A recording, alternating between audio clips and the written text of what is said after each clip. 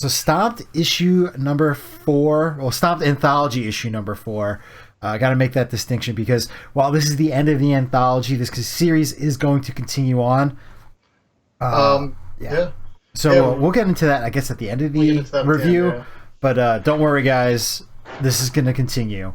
Oh boy, it's going to continue. Yeah.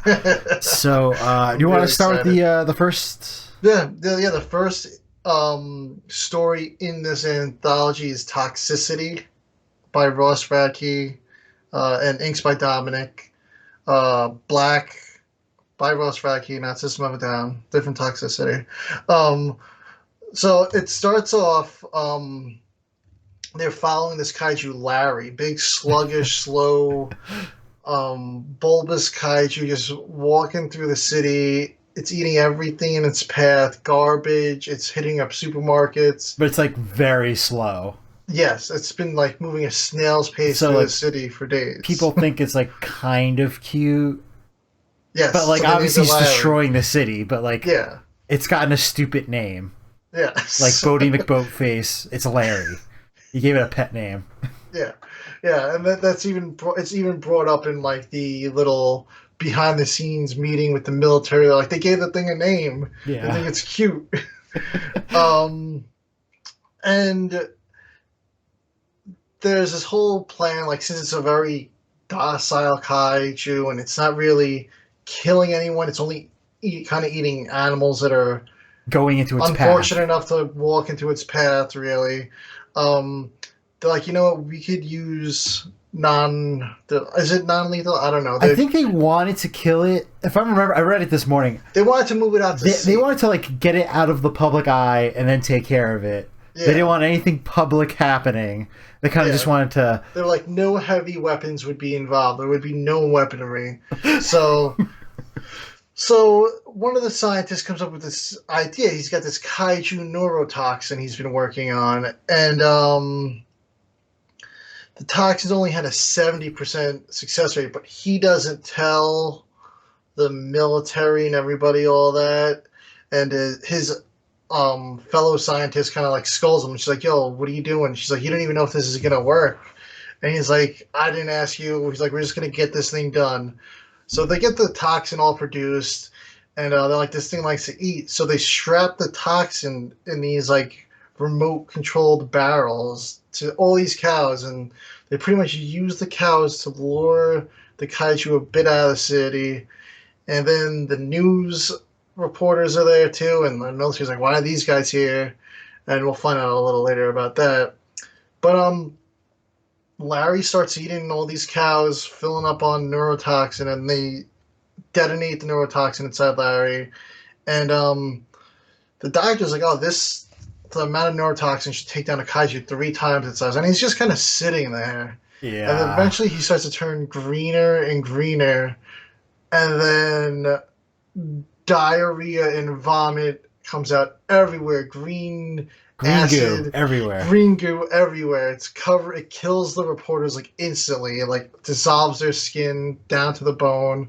Gets some military guy. The general's like, what the fuck just happened? And it kind of just cuts to the doctor, the scientist, back in the office. He's packing things up because he's been fired.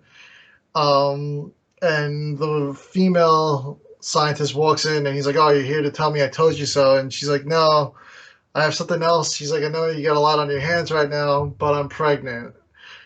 And he's like, wait, I'm fired. She's pregnant. Apparently they're not together because she's offering him custody. But they also mentioned that the neurotoxin did end up working. Larry passed out for like 7 hours, but they were too scared to touch him and didn't want to airlift him out to sea because they thought it would burn the rooftops of the houses. Yeah. Well, and it turns out Dr. Stein is the one that invited the press. He's the one that invited him there because he wanted to show off to the press his kaiju neurotoxin. Yeah. Well, I mean, one of the things that's like obviously like with like the big joke of this is like, they want it to be like the most like nonchalant taking out of a kaiju possible. in his like the worst possible way, the most violent and vile way you could possibly take out diarrhea. a kaiju. It's just like, oh, that just completely 180'd. Yeah, yeah. It's probably one of my favorite stories so far in this series. It was hysterical. Yeah, I was just like, oh my god. Yeah. I was like, I cannot believe this. So it kind of does like a bit of a jump forward in the story, and we get to see an older, slightly older Dr. Stein, and he's taking care of a kid. She's watching Power Rangers, which, there you go. And, he's like, oh, it's time for your, your allergy medication. And as he's injecting it, he's like, oh, like, thanks, Kim, or, basically alludes to the fact that his daughter is Kim Corrigan, so now we know it's Dr. Stein, and he's basically she's unknowingly being experimented on by her father to give her superpowers. So it's sort of a Kim Corrigan slight origin story there. I mean, we know he experimented on her to give her the powers, but now we get an idea of how early it started. Yeah. And how unknowing she was about it. Yeah, which could have been possibly from birth. For all we know. Yeah. Yeah, he's at home, he's fired, he's got nothing better to do. Yeah. So we go from this, and then we like quickly transition to another story. And the way this comic book is set up is like a lot of the stories don't get the title card until maybe like halfway through. Sometimes they're at the beginning, other times they're in the middle, end. Yeah, so like the big signifier for that this was a different story was the color page. The pages of the color have changed, and these are like, it's a very involved story, so it's a 12-panel story on each page until we get to like the big reveal part of it. So there's a disclaimer about this story at the beginning of the comic book. It's called Brother's Day Out, and basically kind of reflects Ross's experience as working as a social worker or a social aide in a special needs house during the pandemic. So it's, you have these, people that have special needs, don't quite know what's going on, and now they have to wear a mask and all this other stuff. It's kind of crossing that over into this story where it's like, well, what if we have a developmentally delayed character and they have to deal with being locked up in a house while there's a dangerous kaiju roaming the city? Yep. And they have somebody trying to take care of them. It's amazingly well done, and obviously it is because this is a guy that basically lived through it, so he knows exactly how to properly convey it. Yeah. I don't think that somebody who didn't go through that would be able to properly write this story. I don't think so. And I mean, this would be hard. Honestly, with that, we haven't even gotten into the plot yet. My favorite Stomped story so far. I've read this 3 times today. Yeah, I read this one a bit actually too. For just the first read through, I gave it a few reads. Yeah, it was really good. I stopped at this story a few times, and I just like read it over about 2 or 3 times myself. Yeah, and it's like one of those things. Just like, I don't know if it's being like a new dad or something. Like it really hit home on me on this one. Yeah, it was really absolutely well done. So if you haven't backed the Kickstarter, I'm sure this is going to be on Ross's website once the printed copies go out. So check. And then eventually he's going to be doing a trade paperback version too. So this is like must read. Yeah. To me, like amazing. Yeah. So we start with His Brother's Day Out is the name of the story. Yes. So we start with him waking up his brother Trevor, trying to get him out of bed, shower, shaved. I really liked the shave one because he's like, the brother's looking like, do not cut me with that razor. And his favorite cereals like Cocoa Puffs.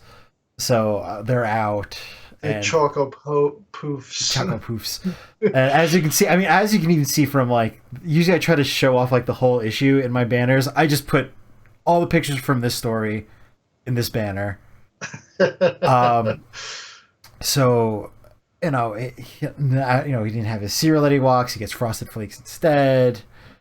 and he pours on the floor, thinks it's funny, and then he's like, "You're gonna help me clean this?" And he's like, "No, I'm gonna go watch Dino Mighty," which is essentially kind of like again like a Power Rangers. Yeah, they're like dinosaur humanoids. Yeah, but like the green dinosaur was clearly wearing like Yeah. dragon shield armor. Yeah, and he even made it like a reference to sort of superhuman samurai squad because it was like, oh, we should watch we should watch Cyber Squad. Yeah, there's a couple like awesome references in this, and it was just kind of really a fun stuff. Like I don't want to spoil too much, just because it's like a really fun story to read, and he goes. His brother's watching TV, so he's like, I'm gonna go sit on my bed and just chill and read some spandex, which is another Ross Radke comic. So he's reading it, falls asleep, and no, that's not what happened. What? He didn't fall asleep. No, his brother falls asleep. Trevor falls asleep. No, he falls asleep reading spandex, and he wakes up to the bangs of Trevor trying to get out.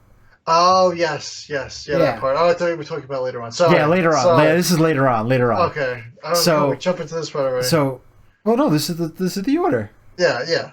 So, Trevor is trying to get out, and he's like, I want to go out, and he's like, no, he's like, we can't go outside. It's too dangerous right now.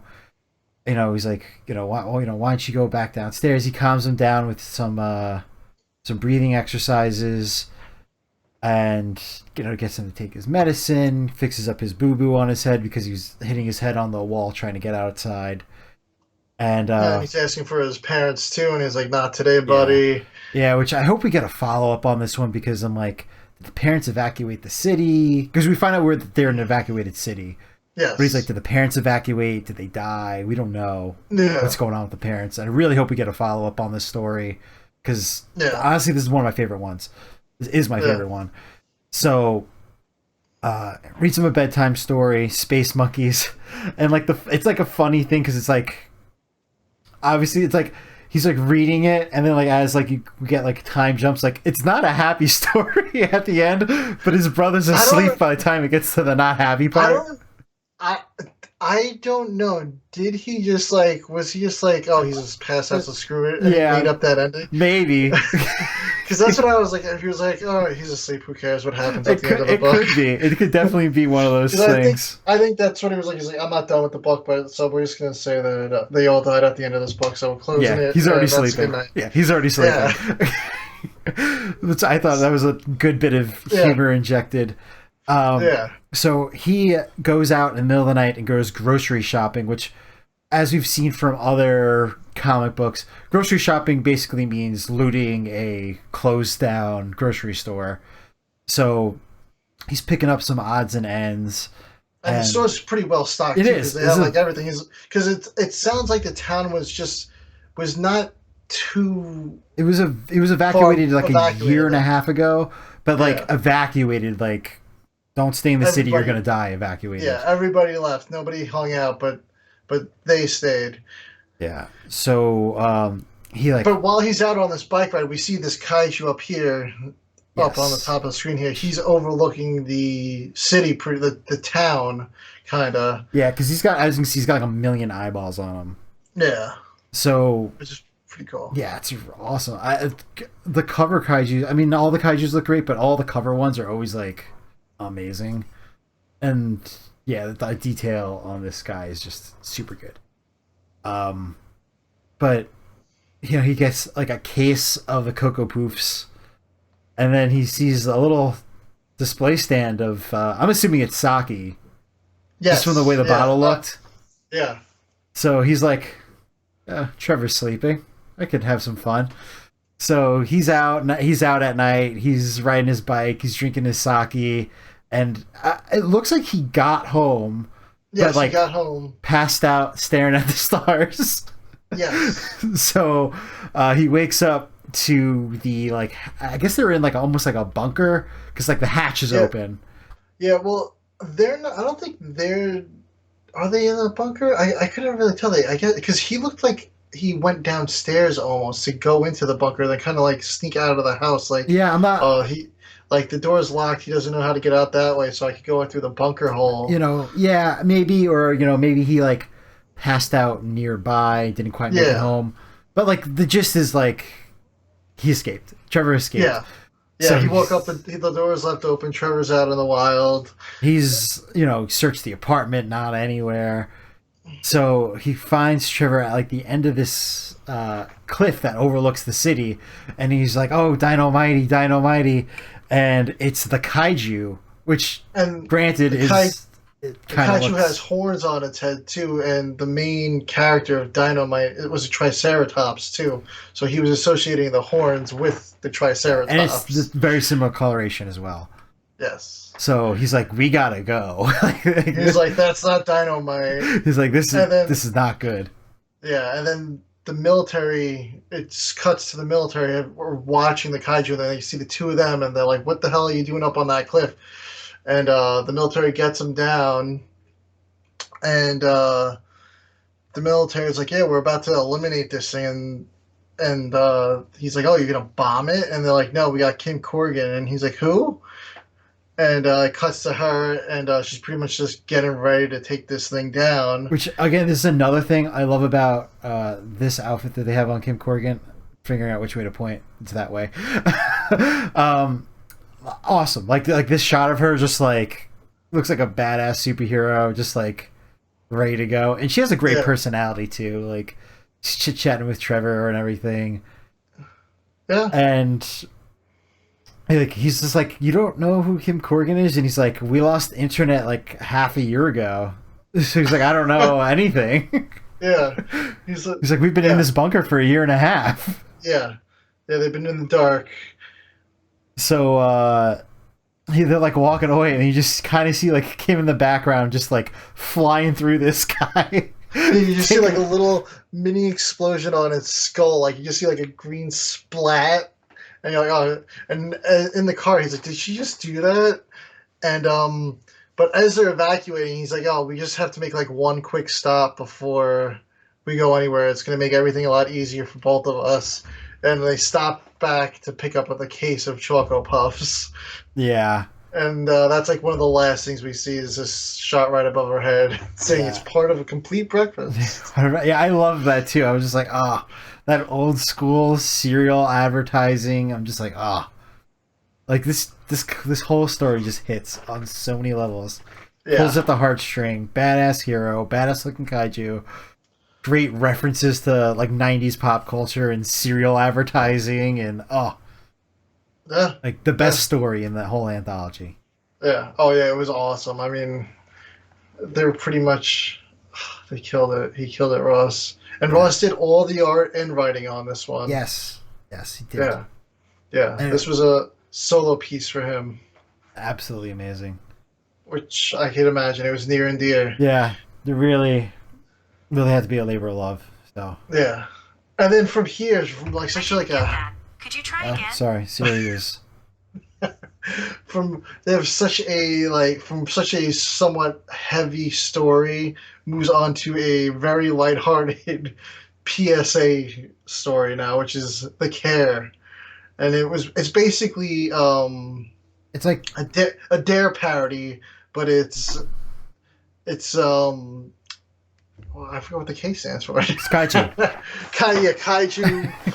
Yeah, it's basically Kaiju instead of Dare. Yeah, so it's so basically they're against people abusing Kaiju remains. Kaiju. So basically, there's, like as have been hit on in like the last two stories, there's a huge black market for Kaiju remains and people using them like drugs or like steroids or experimenting on themselves with it. So basically, like they're trying to put out PSAs for kids to be like, "Don't do this. Like it's not safe." But the funny part is that Kim Corrigan being the spokesperson she comes in at the end, and she's like, "Yeah, I don't condone this either." And it's just like, that's how you have your powers. And clearly she didn't consent to it, but no, that's how she has her powers. They're like, it could kill you or worse, and it's like funny. So the whole story is basically like 3 kids, and there's a kaiju tooth with like goo liquid in it, and one of the kids is like, "I dare you to drink that," and he's like, "All right." and it's almost like a Tide Pod challenge thing Yeah. because the kid calls it. I wanted to drink the Kai juice. Oh yes. I was like, he's calling it Kai juice, and it was pretty much like a "don't do Tide Pods" type of ad almost. Yes. There's like a rabbit. He's like the forbidden Kai juice. He's like, I really want to drink it, and then it shows, oh, what could happen? It shows like the kid like melting and stuff, but he Yeah. doesn't. He doesn't. The great single page PSA comic. So good. Just like Yeah. hilarious.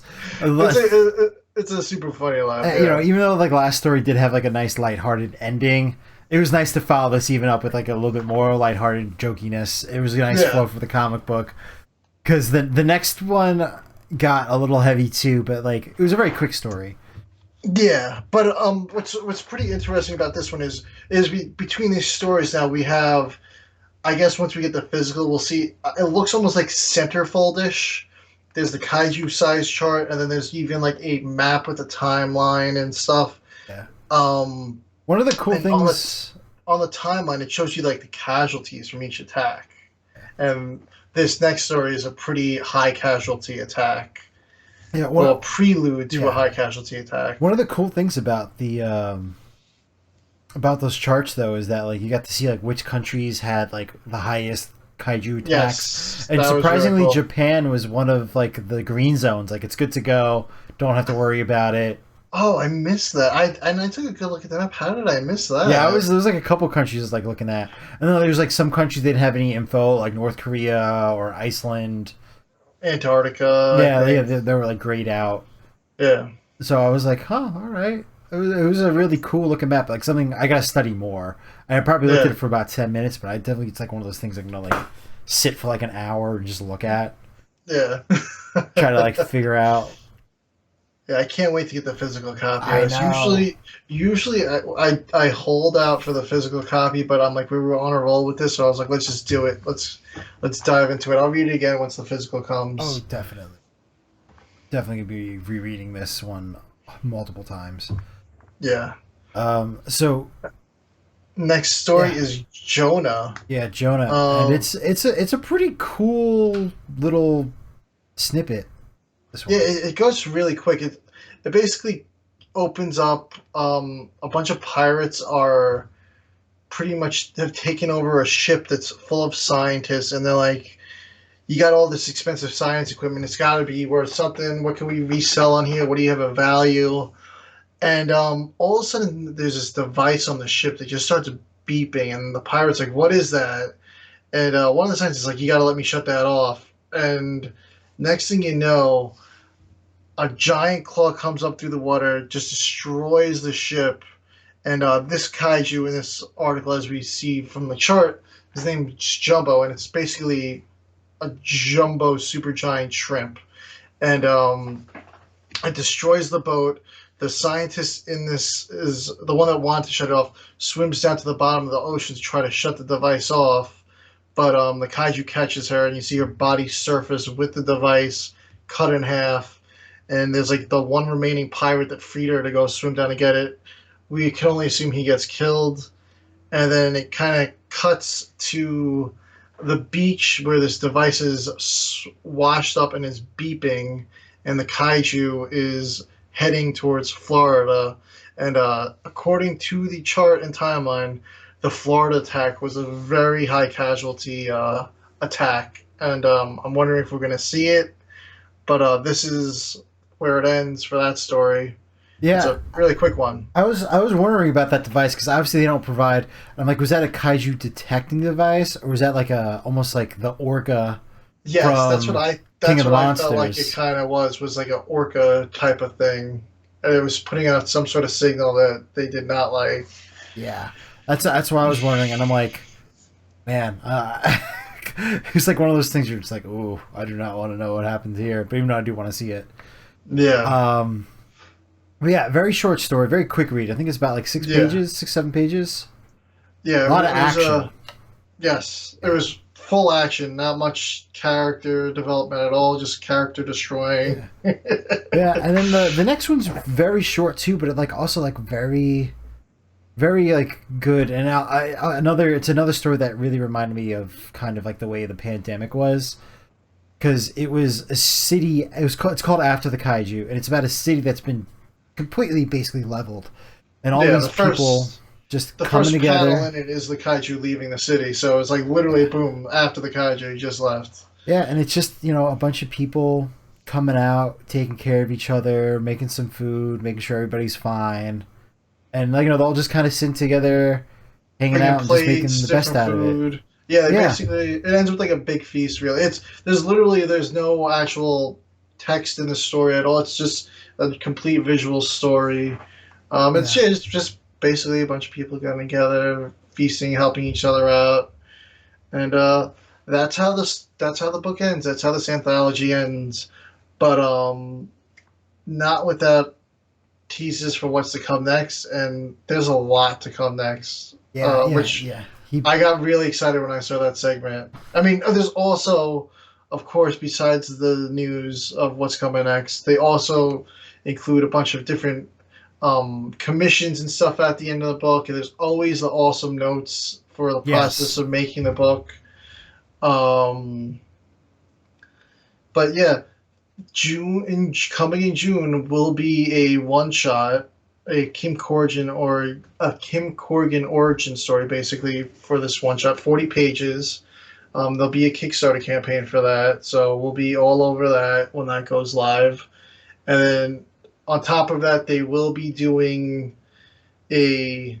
We'll also be doing a trade paperback graphic novel that contains these first four anthologies plus one additional story called Live Through This. And he also says that he has the Stomp Saga mapped out to the point where he could do 5 or more volumes. So if they continue the 4 issue volume, I mean, we're in for at least another 20 issues of this series, which is yeah, pretty mind blowing. I mean, this yeah. is going to be around for years. I mean, Ross has killed it with this. I mean, he's brought on great artists. He himself has done fantastic with the writing and his own art. I'm excited to see what Yeah. comes next. I mean, I'm always excited to see what comes next. Yeah. And one of the big teases that for this story coming out in June is it's going to basically be Kim Corrigan versus the Mass from the second issue, which is that mind controlling kaiju tissue that Yeah, kind of regrew itself. So I'm like, that's gonna be like, to me, that's like Superman versus Brainiac. yeah, That's gonna be yeah. a cool story. If I that's gonna think be it's going to be a the really cool. full, if that's gonna be the full 40 pages, just that, that's gonna be Yeah, really cool. yeah. I mean, there was also the Kim Corrigan one shot, the Return to Madrid story too, which was really cool. Yeah. That he did. I think that was with the first campaign. I didn't come in until the I don't know if that second, was with the third. third. I came in on the third one. Yeah, I think that might have been when I came in too. Yeah. So I don't know if that's when that. I'm not sure when that one came in. Yeah, Um, but yeah, love the series. Again, we've said it in every single review. Go to his website. He has yeah, all the digitals. He has some physicals available if you want yes. to get the physical issues. The, And the yeah, the third one is the only one that he does not have available yet on the website. I believe I was looking the other day, but I'm sure it'll be there. If not, think just soon. yeah, I would be there soon, or you're just gonna have to wait for when he drops the graphic novel. I'm assuming I'm gonna take a wild guess and guess maybe towards the end of the year because he's got the one shot coming out in June. That's gonna take a few months to put together. So Plus, there's going to be a new story in it, yeah, probably new concept art, and getting a book like that. It's not just the comic book. It's going to be a trade paperback. I mean, that's a it's a whole hefty blow. process with Yeah, printers and everything. That could take a while yeah. before that comes out. He did say for the comic backers that he was gonna leave like the notes Oh, to it's going the to be comics. Those are gonna be comic those are exclusive. exclusive to the comic. Yeah, I believe he did say that in the little excerpt there at the end. Yeah, But I think I don't know. I think this last one was probably one of my favorite issues. I mean, I feel like this series has gotten better as it's gone on. Like I want to say Yeah. four. I want to say my favorites are 4, 3, 2, 1 in Yeah. that order. Honestly, I mean they're all great, but Yeah, I I don't know. feel like I it like gets two a lot. better each time. Yeah, 2 is really good though. Yeah, two's really good. Not that any of them are bad. They're all really good. Yeah, But that's exactly the thing. I'm like I don't really want to say one's at the bottom, but yeah. just like 4 and 3 were so good, but 2 is really good too. I mean, Yeah. yeah, 2 and 3 Yeah. is second place. For 1 is third, maybe for me. Yeah. I mean, it's again. And then the Return to Madrid, that's on Ross's website. That's a great read also. That's PDF only right now. Yeah, and I don't know if he'll include that in the trade paperback. It might be an exclusive it thing. might, but like it's not very. I believe it's like 99 cents on his Yeah, it's website. cheap. It's It's very cheap. affordable. Yeah, if you can't Like, pay for that, come on. yeah, no, it's definitely worth supporting. I mean, Yeah. it's awesome. And he has other comic books as Yeah. well. He has spandex over on Uh, oh, Webtoons. what is Webtoons? I'm like my wife's always on Webtoons, so I'm like, what's that can't- website? I can't wait for the 7th issue, man. I know he keeps teasing it the last couple of days. I can't wait for that 7th one to drop. Yeah. If you haven't read that yet, they're worth a read. They're quick. That's probably going to be my next work time. I have to read Territory, but Yeah. it's going to be like my next work time read. Yeah, no, it's All on definitely lunch worth break. reading. Going to read some spandex. Oh, the All quick right. reads. Yeah. Yeah.